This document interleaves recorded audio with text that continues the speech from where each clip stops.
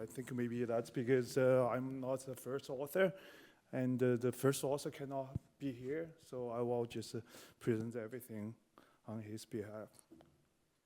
And I have nothing to disclose, and I think our lab focuses on those like the resting states, like the spontaneous activity. Like we have shown that during the like the resting states, those spontaneous activity actually take the form of the highly structured like the global waves propagating across like the cortical hierarchies. And you can see that not only from the like the resting state fMRI signal, you can also see that from the like the monkey like electrophysiologic signal. So we have been wondering such a, like the highly structured activity, how it's related to like the brain function. And so the interesting thing is we think it's really similar to those like the information flow in the artificial neural network, right? Because those like the back propagation really required to learn for those like the ANN. So we wonder whether that's related to learning and the memory. We also previously we also look at those like the global brain dynamics in those large scale neural recording.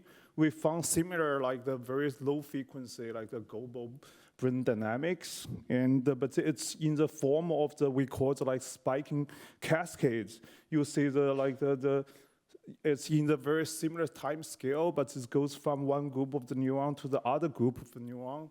At the same time, those dynamic coupled by the arousal change, for example, like indicated by the pupil size change. And we also like to show, okay, those dynamic is highly related to the hippocampal ripples. Those ripple rates really like the modulates across the cycle of those spiking cascade. We also have a paper showing how it's related to the hippocampal replay of the movie-induced sequence.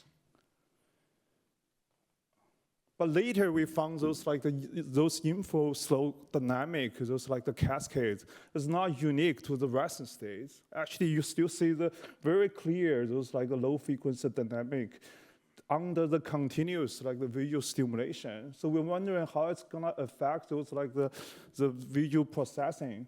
So what we do is we just go ahead, about the arousal, I think it's showing the same thing. There's a strong arousal modulation, but at the same time we feed like the machine learning model, we just try to predict the stimulus ID based on the neural data.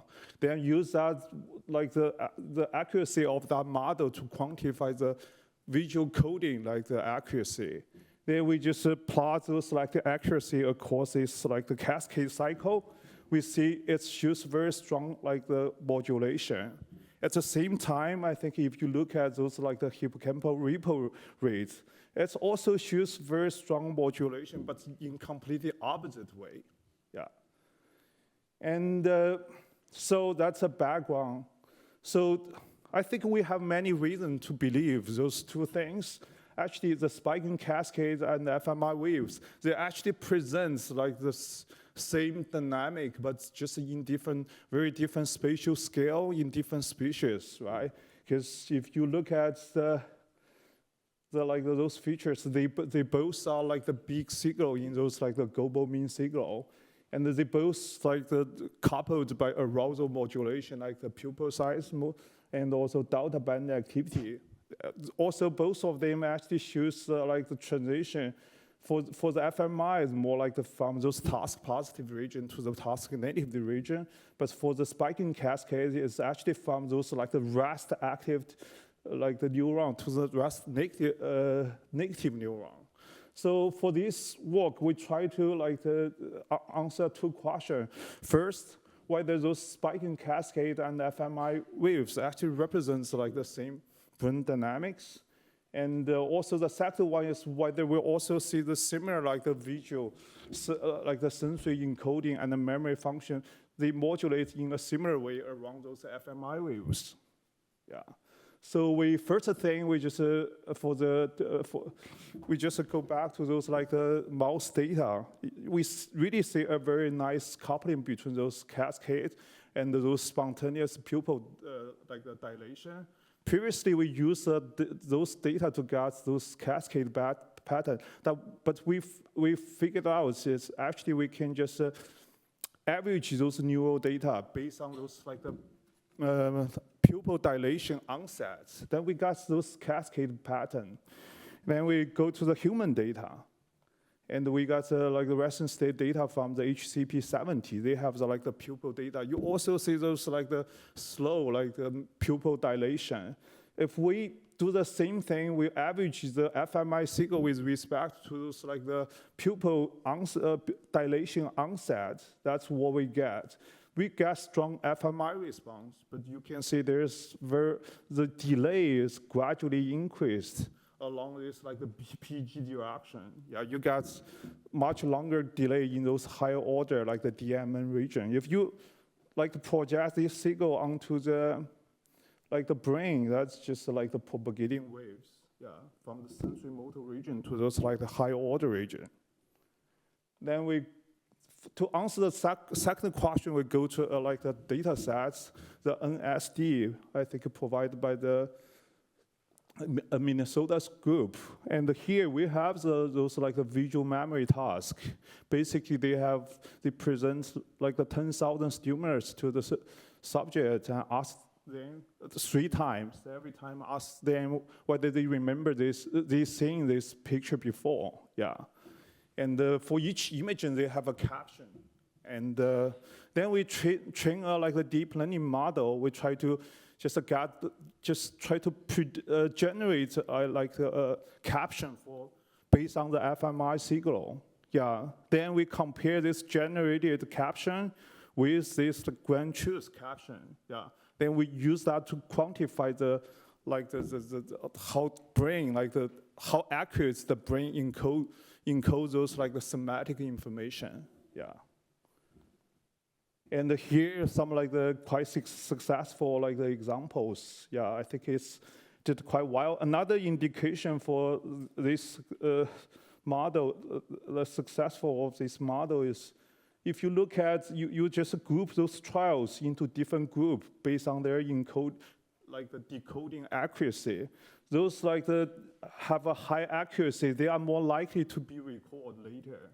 Yeah, that's another like the indication.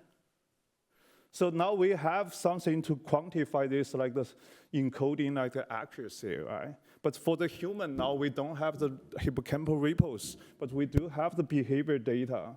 So based on the behavior data, we can quantify like the memory encoding and the memory recall. Yeah. Yeah, I don't want to go to the detail, but if we again plot everything, we also see those like the waves during those like the visual memory task. Then if we like the plot those like the encoding accuracy and the memory function across those wave cycles, we really got very similar results as we got in the animals. Yeah, and if you during those like the sensory motor like activation phase, you got a higher like the encoding accuracy, but at the same time, the memory encoding also increased, but the memory retrieval like the decreased. But if you go to this DMN phase, then the encoding actually decreased, but the memory retrieval increased. Yeah, we also have like some like the regional analysis. Instead of using the whole brain data, we just use the fMRI data from different brain region. And seems a lot of the brain region contributes to those like the somatic encoding, except those like the sensory motor region. And the one thing maybe we can pay a little bit attention to is those like in those higher order region, those like the peak of the decoding accuracy are actually dissociated with those like the peak of the wave activation. Yeah. But what's the like interpretation of these results? I think there's like the very famous like the model talking about like the sleep and the wake, and the idea is those two states just represent a very different like functional modes, like focus on the encoding and like the consolidation. I think the main player here is like the acetylcholine like a level, and because of the different acetylcholine, it's gonna change the information flow between different regions, then facilitate those like the encoding and the consolidation. Then I think a lot of the evidence actually already like to confirm those G-boats signal actually highly correlated to this cholinergic system. Yeah, I also don't want to go to the detail, but our interpretation about these results is those like the inflow flow, like the global dynamics, either the like the waves in humans or those like spiking cascade in mouse. They actually like to drive the brain, in the second scale, like the alternating between like the two functional modes. One is more like the facilitated encoding, the other one is more facilitated either the consolidation or memory retrieval. And we also think it's maybe related to this quite famous theory, which means generally I think people like to perform best at the intermediate level of arousal. So maybe this state has the most balanced like the encoding and the memory retrieval. Okay, to summarize, I think we do say use like a pupil dilation to link those spiking cascades and the fMRI waves, and we believe those like low frequency dynamics really drive the sensory coding, drive the brain like alternating between the sensory coding and the memory retrieval. So that's the last, I think, like the summary. Okay, that's all. Thank you very much.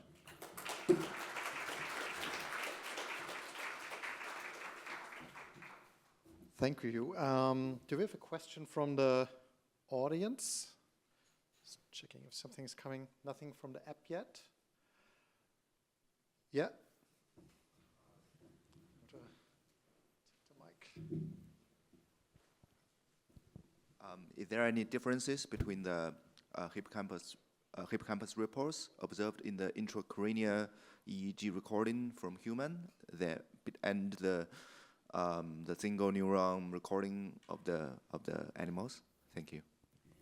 We don't have the hippocampal repo for the human like the results. The human results is purely like the fMRI.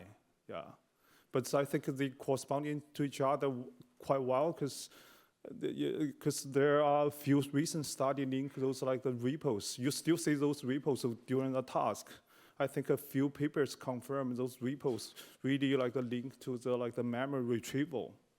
That's very consistent with our results. And do you think there's scope to look at individual differences by looking at those two different modes and how people differ in their patterns of fluctuation? Could that be useful? That could be, maybe but for us, we just average all of the data across the subjects. But that's a good point. Maybe the different people, you can also see some difference there. All right. Thanks again. Thanks.